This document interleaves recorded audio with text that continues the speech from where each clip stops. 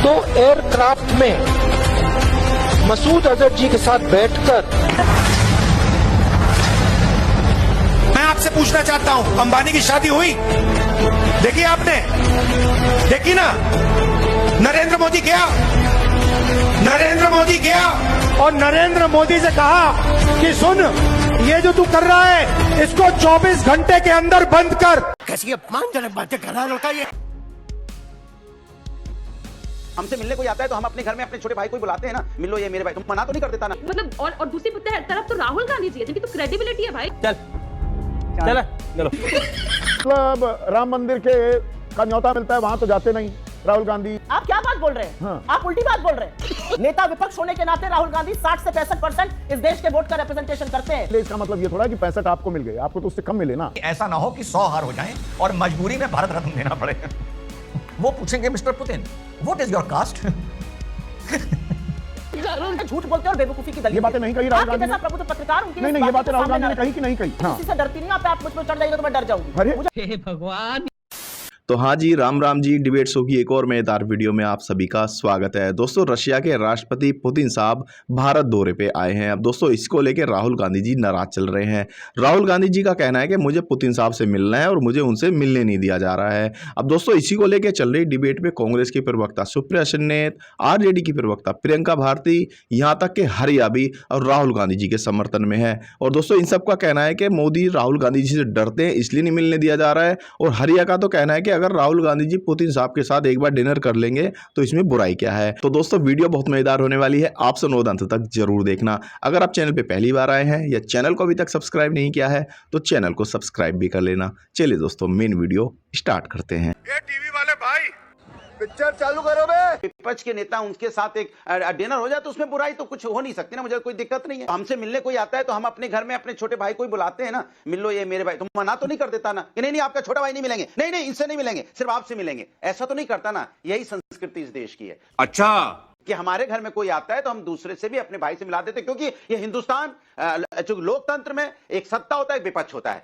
विपक्ष में भी 236 सीटें हैं, सत्ता के पास 240 सीटें हैं। 4 सीटों के तो कम है, 37% पे आप इस सरकार चला रहे हैं। तो और जो अनुराग भदौरिया जी, संस्कृति समझा रहे हैं आप। संस्कृति तो स्वतंत्रता दिवस, गणतंत्र दिवस, चीफ जस्टिस के समय तब भी होती है, तब तो सांस्कृतिक अपनी ड्यूटीज याद नहीं आती राहुल गांधी को। लेकिन इसके अलावा मैं बताऊं किस तरह से वो संस्कृति दिखाई कांग्रेस पार्टी ने चाय वाला दिखाकर।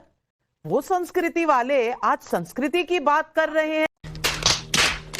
उन्होंने कहा कोई घर में आता है तो जो घर का छोटा होता है हम उसको भी मिलवाते हैं, पर अगर घर में कोई छोटा ऐसा हो कि कोई भी आ जाए वो कोने में ऐसे खड़ा रहे और वो किसी को मिले नहीं, वो मुंह फुलाकर बैठा रहे और जोर जोर से पैर पटक करके रोने लग जाए। कोई अगर ऐसा हो जो आपके घर के बारे में ही उल्टी सीधी गालियां दे, उसको बदनाम करने का काम करे, उसको गाली देने का काम करे, उसका आप क्या करेंगे? और मैं झूठ नहीं बोल रहा हूं, राहुल गांधी ने पिछले 7 सालों में देश के बाहर अलग अलग देश के लोगों के सामने 15 बार देश को गाली दी है। क्या बढ़िया था गुरु। बहुत सारे तस्वीरें यहाँ पर दिखाए हमारे भाजपा प्रवक्ता महोदय कि यहाँ गए वहां गए, इनसे मिले राहुल गांधी, उनसे मिले। ऑफिशियल मीटिंग हुई थी क्या, या अपनी कैपेसिटी पे मिले थे राहुल गांधी? भारत सरकार ने मिलवाया। और सबसे गंभीर बात यह है, क्योंकि ये जो विषय है बहुत गंभीर मसला है, सबसे इंपॉर्टेंट बात यह है कि देश में भाजपा को कम से कम ये तो अब इस मुगालते में नहीं जीना चाहिए कि भाजपा देश है। भाजपा एक सत्ता में बैठी हुई पार्टी जरूर है, लेकिन वो आधा हिस्सा है, आधा हिस्सा विपक्ष है। लेकिन प्रॉब्लम ये है ना कि तब नेताओं के दिल बड़े हुआ करते थे, अब सीना बड़ा होता है, दिल छोटा हो गया है। यही समस्या है। और मैं ये भी कहूंगी कि ये दुर्भाग्य है देश का कि हमें ये दिन देखना पड़ रहा है। बट आप मुझे ये बताइए ना विकास जी, कि अगर सरकार के पास इतना समय है कि मीडिया हाउसेस के सामने बैठा दिया जा रहा है पुतिन जी को, तो क्या ये मतलब और दूसरी तरफ तो राहुल गांधी जी है जिनकी तो क्रेडिबिलिटी है भाई। क्या बोला तूने? मीडिया हाउसेस के सामने बैठा दिया जा रहा है पुतिन जी को। पहले क्या बोला? दूसरी तरफ तो राहुल गांधी जी है जिनकी तो क्रेडिबिलिटी है भाई। चलो तुम कह रही है प्रियंका भारती जी, ये आप कह रही है राहुल गांधी हैं तो क्रेडिबिलिटी है। बिहार के चुनाव के बाद आप ये कह रही हैं। आरजेडी के साथी राहुल गांधी की क्रेडिबिलिटी बता रही थी। मैंने सामने ही अभी एक मीडिया की रिपोर्ट पढ़ी कि बिहार के रिजल्ट आने के बाद आरजेडी कह रही है, RJD blames Congress for poll rout, dares to part ways. सुधरो रे, अभी तो सुधर जाओ। दो बातों का जवाब देता हूं। पहली बात तो इन्होंने कहा कि पहले दिल बड़े होते थे नेताओं के, इसलिए अटल जी को यूएन में भेजा गया, कांग्रेस ने भेजा था। पहले विपक्ष के नेता इतने अच्छे होते थे कि वो भारत का पक्ष वैश्विक मंचों पर रख सकते थे, नहीं तो पाकिस्तान को प्रस्ताव लेकर के यूएन में आ रहा हो। अटल जी पर इतना विश्वास था देश को। राहुल गांधी को भेज करके देखिए, राहुल गांधी कह रहे हैं बॉस्टन में 20 अप्रैल 2025 को कि इलेक्शन कमीशन तो हमारे देश का कॉम्प्रोमाइज्ड है। 12 सितंबर 2017 में कह रहे हैं कि idea of non violence is under attack. 11 सितंबर को कह रहे हैं प्रेस क्लब में वॉशिंगटन में कि राहुल गांधी ने हमारे देश की डेमोक्रेसी को कह दिया ब्रोकन है। ऐसे नेता को भेज करके कहां जाएंगे आप? पर ये जो इल्हान उमर से मिलने वाले राहुल गांधी हैं, ये कौन सी कैपेसिटी में मिले? ये भारत सरकार की कैपेसिटी थी। जो नेता कांग्रेस, यूएस कांग्रेस के अंदर भारत के खिलाफ प्रस्ताव लेकर के आए, अपनी विजिट में राहुल गांधी जाकर के उस नेता के साथ चाय पिए और मीटिंग करें। अरे ये तो भारत सरकार की कोई नीति नहीं रही, ये राहुल गांधी की नीति है। और मैं आपको एक बात बहुत स्पष्टता के साथ कहता हूं, there are no two perspectives about India.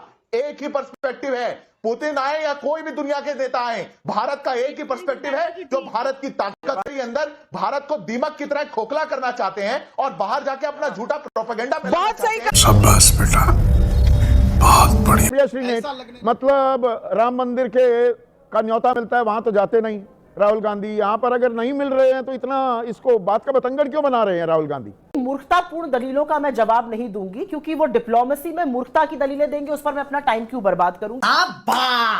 ये आप राजनीतिक इसको बम के तौर पर एक डिप्लोमेसी बम फोड़ने की कोशिश कर रहे हैं। जब वो लोग इंडिया आते हैं तो वो लोग नेता प्रतिपक्ष से, विपक्ष के नेताओं से मिलते हैं।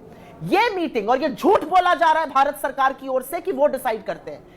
Minute to minute coordination MEA करता है, उनके सिक्योरिटी, उनके प्रोटोकॉल्स के साथ मिलकर करता है।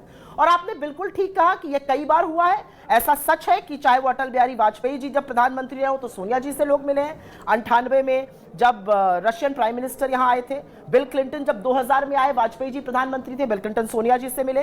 मुद्दे पे आओ ना। सदन चल रहा है और असलियत यह है कि यहां पर एक फॉरेन डिग्निटरी आ रहे हैं और उनसे मिलने नहीं दिया जा रहा है। ये 36वां बार हो चुका है। ऐसा क्यों हो रहा है? राहुल गांधी विदेश जाकर फॉरेन यूनिवर्सिटीज में भारत का पक्ष रख रहे हैं, बेबाकी से भारत में जो खामियां उस पर चर्चा कर रहे हैं। ये दो अलग अलग विषय। भारत एक डेमोक्रेसी है कि नहीं है? कुछ कन्वेंशंस यहां पर माने जाएंगे कि नहीं माने जाएंगे? कन्वेंशंस को तो ताक पे डाल दो। देश हित भी साधे जाएंगे कि नहीं? अगर कोई मुलाकात हो रही है उसमें सत्ता पक्ष और विपक्ष एक सुर में तो भारत के हितों को साधने की बात करते दिखाई देने चाहिए ना, कि नहीं?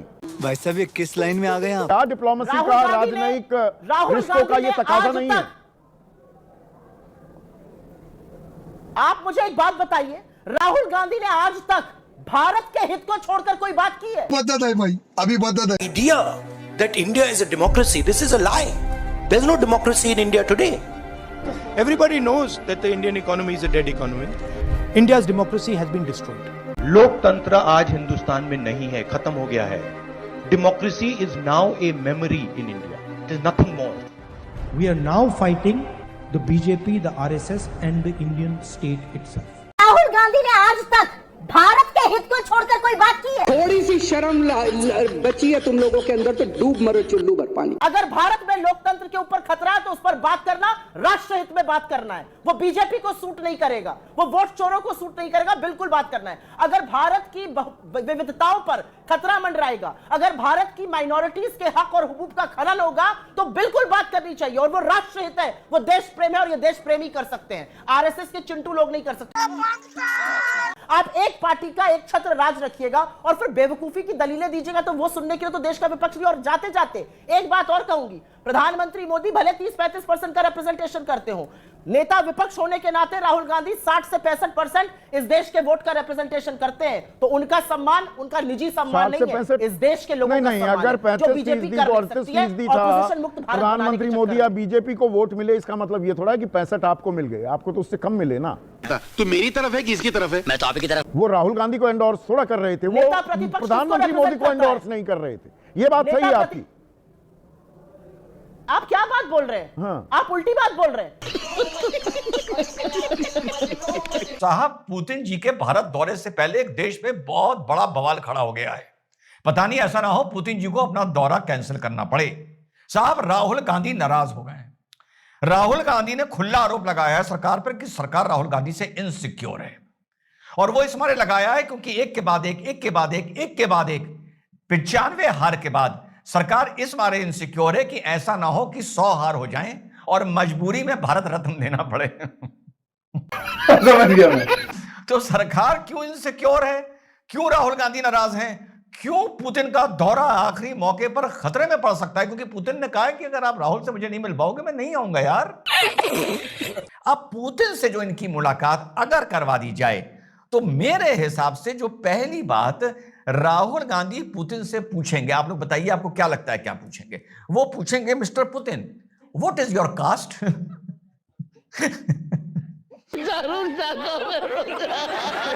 आपकी कास्ट में रशिया में कितने लोग हैं? वहां पर क्या जो पिछड़े हैं वो जितनी जिसकी आबादी उतनी जिसकी भागीदारी, क्या आप इसमें यकीन करते हैं, वगैरह वगैरह ये पूछेंगे। और एक बड़ा इंपॉर्टेंट सवाल पूछेंगे पुतिन से कि पुतिन जी ये बताइए, जो यूएसएसआर का डिसइंटीग्रेशन हो गया था, यूएसएसआर टूट गया था, 1 दर्जन 1.5 दर्जन टुकड़ों में बट गया था, उसके पीछे की असली कहानी क्या थी, उसका राज क्या था, उसका फॉर्मूला क्या था? ये कह रहे हैं कि नहीं मिलने नहीं दे रहे। अरे भाई, बात बात पर तो 7 समंदर पार चले ही जाते हैं ना राहुल गांधी, और तथाकथित पोल खोल करते रहते हैं। अक्टूबर में EIA यूनिवर्सिटी कोलंबिया में थे, कह रहे हैं आरएसएस और बीजेपी की विचारधारा कायरता पर आधारित। अप्रैल में बॉस्टन में थे कि लोकसभा चुनाव निष्पक्ष नहीं था, पूरी तरह से नियंत्रित था। जॉर्ज टाउन यूनिवर्सिटी में सितंबर 2024 पिछले साल थे, लोकसभा चुनाव निष्पक्ष नहीं था, चुनाव आयोग वही कर रहा है जो वो चाहते हैं। बेल्जियम में थे 2023 में। नरेंद्र मोदी के प्रधानमंत्री बनने के बाद भारत में नफरत और हिंसा बढ़ी। पार्टी बदल लिया साला। संदीप जी आप बोल चुके? हाँ। आप बोल चुके तो मैं बोलूं? बोलिए ना। ये दलील बीजेपी के बेवकूफ प्रवक्ताओं को देने दीजिए, जो प्रेस कॉन्फ्रेंस करके झूठ बोलते और बेवकूफी की दलील। ये बातें नहीं कही राहुल गांधी ने। जैसा प्रबुद्ध पत्रकार उनकी नहीं, ये बातें राहुल गांधी ने कही कि नहीं कही? कमाल का ठोक दिया है। आप मुझे जवाब देने दीजिए, मैं किसी से डरती नहीं हूं। आप मुझ पर चढ़ जाएगा तो मैं डर जाऊंगी। मुझे धर्म के पीछे छिपे ढोंगी हिंदू, जो कि गर्भगृह में वहां के साधुओं के घोर विरोध के बाद कैमरा लेके चले जाते हैं। आज हिंदू धर्म के पीछे छिपे ढोंगी हिंदू, जो कि गर्भगृह में वहां के साधुओं के घोर विरोध के बाद कैमरा लेके चले जाते हैं।